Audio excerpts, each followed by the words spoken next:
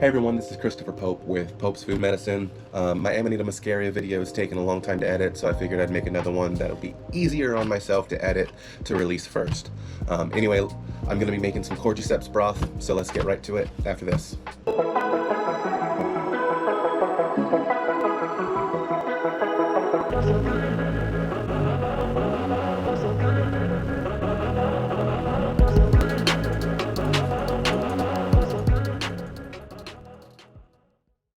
Guys, please like this video and subscribe to this channel. There's going to be a lot of good content coming up in the future. You're going to be doing me a huge favor by doing that and supporting my not-for-profit efforts. I'm trying to build a non-profit to teach people about food and medicine and how to provide themselves with it free from the pharmaceutical industries and the supermarkets. Let's get things back to being hyper-local and take care of our health together. Alright, so this Cordyceps broth recipe is going to be used to make the liquid culture for Cordyceps and also the broth for making the growing media. It'll be used for both parts. This recipe is shared by William Padilla Brown. North Sport has a video up about it, but I'm just doing this so that more people can have access to it, more people can learn from it, and yeah, so without further ado, here's the recipe. We're gonna do, for a 1 gallon recipe, 1 gallon of coconut water, 10 grams of tapioca starch, 5 grams of magnesium sulfate, 10 grams of multivitamins, that's right, multivitamins, 19 grams of nutritional yeast or soy peptone, you can use them interchangeably, kelp powder, and I like to use a specific type of kelp powder, but I'll get to that, and 3.5 grams of gypsum. So, let's do it. We're gonna make the broth. So, I've got my gallon of coconut water. I'll leave that set aside for the moment. And then we'll just get our dry ingredients going. I'm gonna use this here little mixing bowl to put them in. Now let's start with getting a scale. And I'm going to use this as my little boat. We'll just follow our recipe. And we'll start with tapioca starch. We've got some organic tapioca starch here. I'm just going to open the bag up.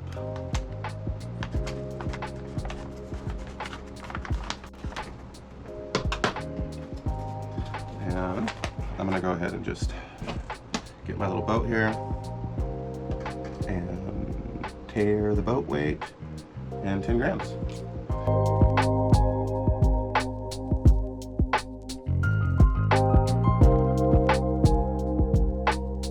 So there's our 10 grams of tapioca starch. And I'm just gonna do that with all of these ingredients consecutively. Now, with some of these ingredients, the size of them is going to be unmanageable. You got to break them down. So how am I going to do that? Well, I'm just going to use this here blender. So first, I'll take the blender and just get my multivitamins.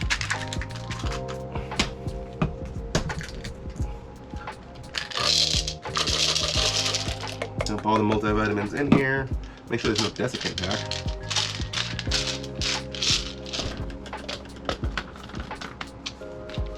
I'm just gonna crush up all the vitamins.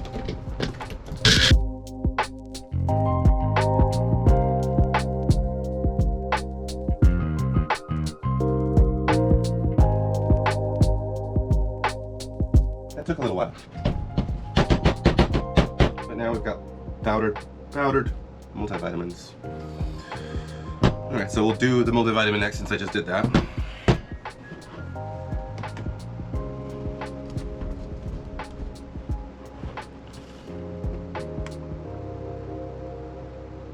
$10 grams.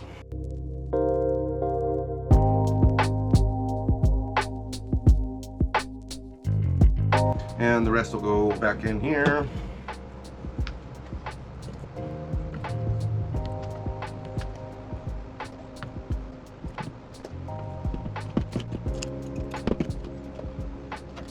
A funnel would come in real handy right now.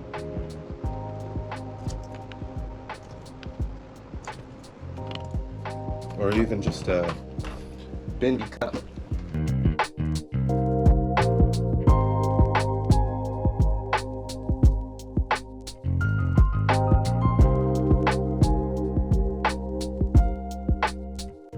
Grams, and it goes.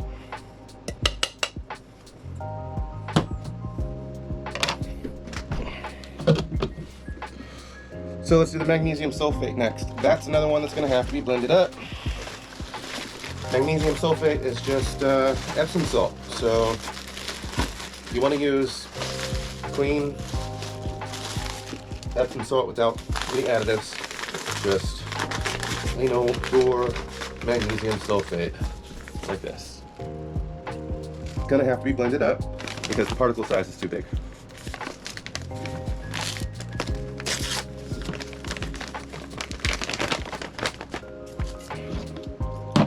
So I don't want vitamins mixed in with my Epsom salt, so I need to clean out this container because I'll use this Epsom salt for more than just this.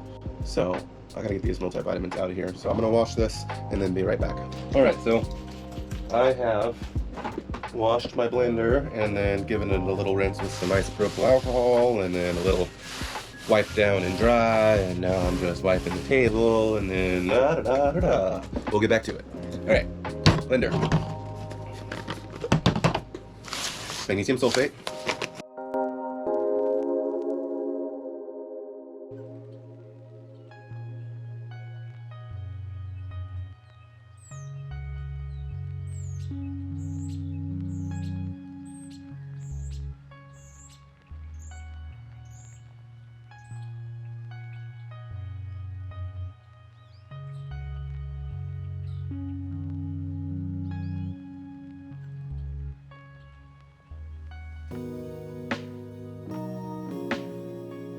Magnesium sulfate is good for you if you soak in it and consume it in appropriate amounts, but you don't want to breathe in the dust, I don't think.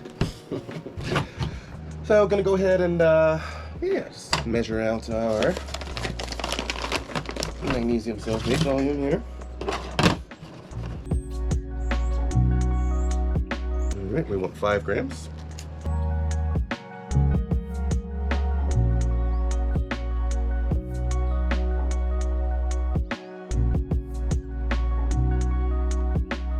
And get the rest of this back into the bag.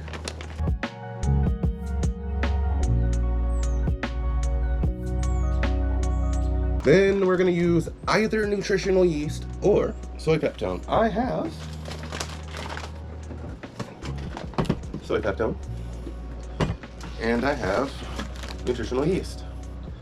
I think I'll go with the nutritional yeast just because the soy peptone's a bit more expensive, and I use it a lot for my agar and other liquid cultures and such. So I'll go with the nutritional yeast on this one.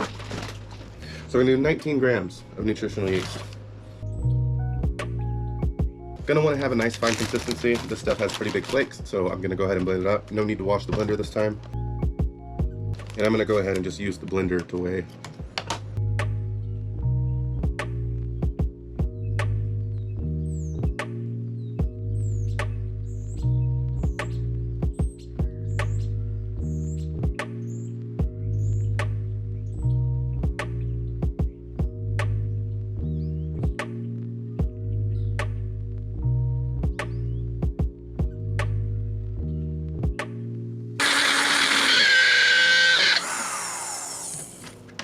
I think the blender's starting to give up on me. Dust. It's gonna be a lot of dust. Should be wearing a dust mask.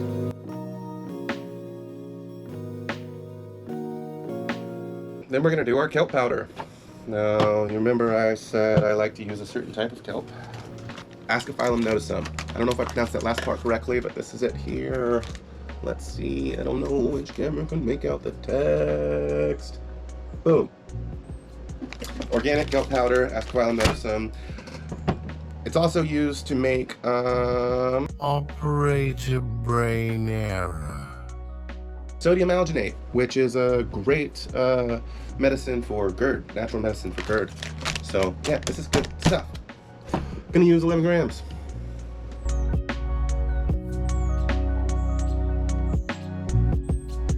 And this kelp powder is good for a lot of things. Just add this to your diet. Just eat it.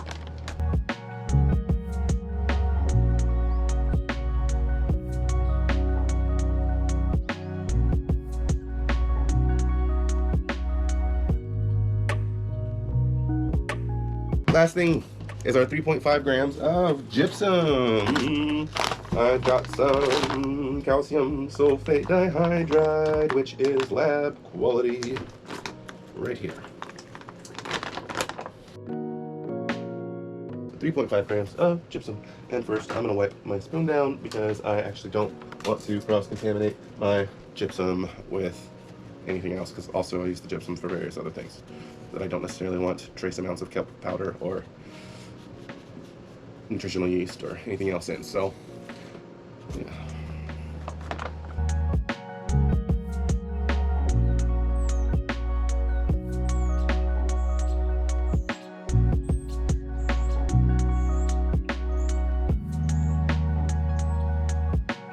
Gypsum in.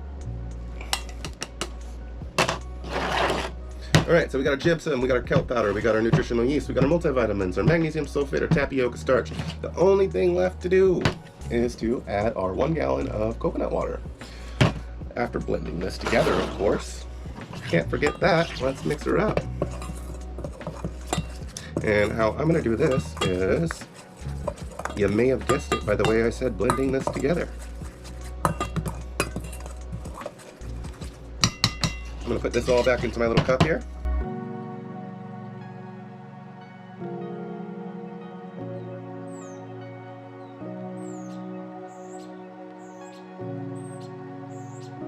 Magic bullet. Hopefully it doesn't scream at me this time.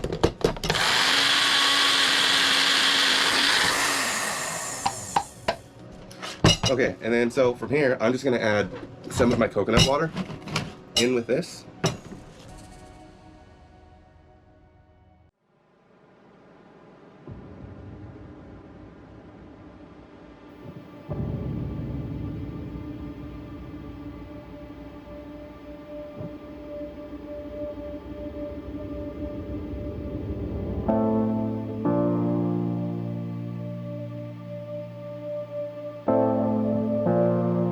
And I'll blend this up until it's nice and mixed.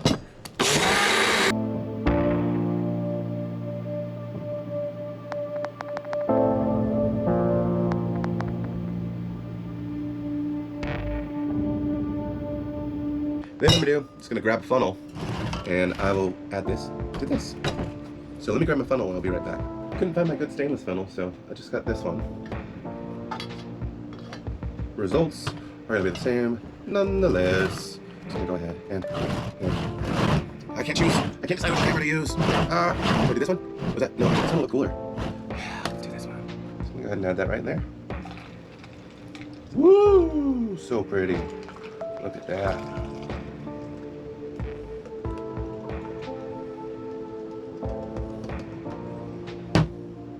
Nice. Lid on here. Now, this can be sterilized, stored in the fridge for like a week as is, and then sterilized and reused. But here, I'll show you what I'm gonna do.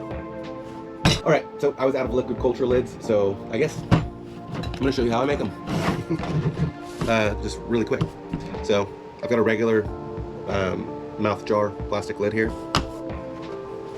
Get my bits. And electric screwdriver. You can probably use a drill. You should probably use a drill. I don't know if this is altogether necessary to use this extension, but I'm going to use this extension probably. I'm going to grab my step bit here. That's probably unnecessary. Let's see if we just stick a bit in. That should work. All right, set that aside. Then I'm gonna get my 0.22 syringe filters. Yeah, that. And this little gizmo here, which will help me affix the syringe filter to the lid without having to use any kind of adhesive. And of course, my self-healing injection ports. So those are the things that I'm gonna need. Alright, so get this taken apart first. Check its gauge against my step bit. Figure out about where am I going to need to drill down to? I'd say probably about a 1/4 inch. Is that a 1/4? Yeah, that's a 1/4. Alright, so that's where I'm gonna make the first hole.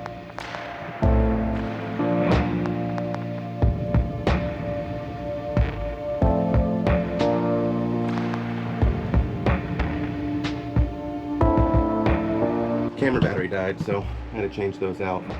Where were we?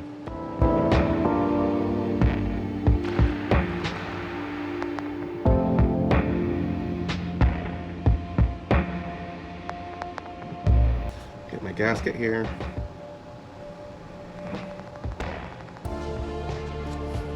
Put this part in through the top. And put my gasket on the bottom.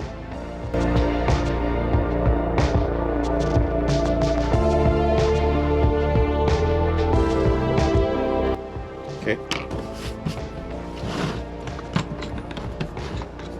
I don't know if I can actually fit. Nope. The plastic nut is too big for my bit, so I'll just have to do this by hand. And it gets a little tight, so a little sticky. Just screw that together. Alright, next step would be to add the self-healing injection port.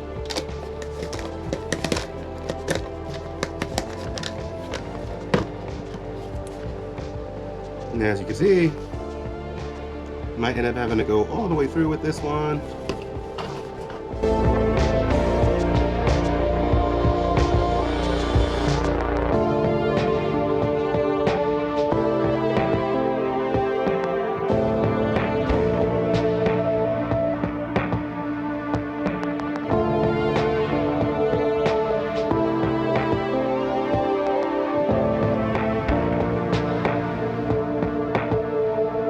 That was 7/16, and I think that's perfect. It needs to be nice and snug, so if it just slides right in, you're doing it wrong. You gotta fight it, like so, to make the edges of the plastic bite into it. You're right where you need to be. Make sure it's just nice and tight, and there we have it. Then I'll just get my syringe filter. Pop it in there.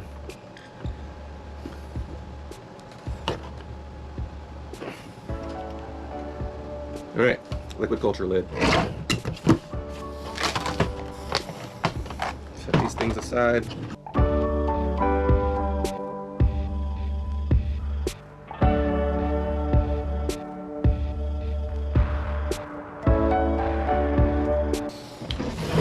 Alright, now you'll be able to see a lot of the vitamins and everything have settled to the bottom in here now, so I have to give this a good shake. And I'm going to stand up for that because I don't think this chair is going to support the weight of me shaking around a 1 gallon of water.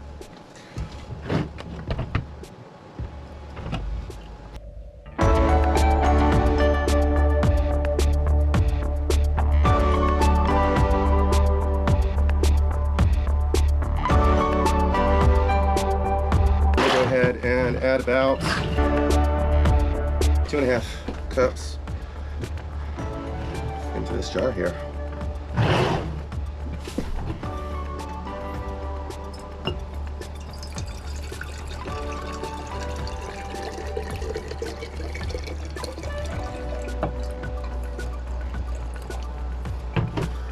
There we have it. Not the best jug to pour from.